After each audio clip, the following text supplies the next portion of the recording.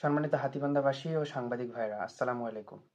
আপনারা জানেন, গত ৩ জানুয়ারি জেলা প্রশাসন থেকে হাতীবান্ধা শাহ গরিবুল্লাহ রহমতুল্লাহ আলাইহি এর এতিমখানায় কম্বল বিতরণ করা হয়। এতে উপস্থিত ছিলেন উপজেলা প্রশাসন ও তাদের আমন্ত্রণে বাংলাদেশ জামায়াতে ইসলামীর প্রতিনিধি এবং বাংলাদেশ জাতীয়তাবাদী দল বিএনপি এর প্রতিনিধি। কিন্তু অত্যন্ত দুঃখের সাথে লক্ষ্য করা গেছে যে উক্ত কমিটিতে এখনো বহাল আছেন ফ্যাসিস্ট আওয়ামী লীগের দোসর উপজেলা আওয়ামী লীগের উপদেষ্টা মনোয়ার হোসেন দুলু। সম্মানিত ডিসি মহোদয়ের আমন্ত্রণে বড় দুটি দলের সাথে পতিত ফ্যাসিস্টের একজন দোসরকে উপস্থিত করেছেন, যা অত্যন্ত দৃষ্টিকটু এবং জুলাই অভ্যুত্থানে আহত ও শহীদদের রক্তের সাথে স্পষ্ট বেইমানি।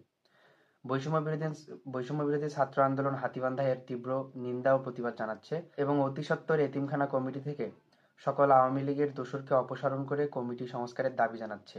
সেই সাথে কেন একজন আওয়ামী লীগের দোসরকে এই অনুষ্ঠানে আমন্ত্রণ জানানো হলো, সেটিও মাননীয় ডিসি মহোদয়কে হাতীবান্ধাবাসীর নিকট স্পষ্ট করার জন্য অনুরোধ জানাচ্ছে। সকলকে ধন্যবাদ। আসসালামু আলাইকুম।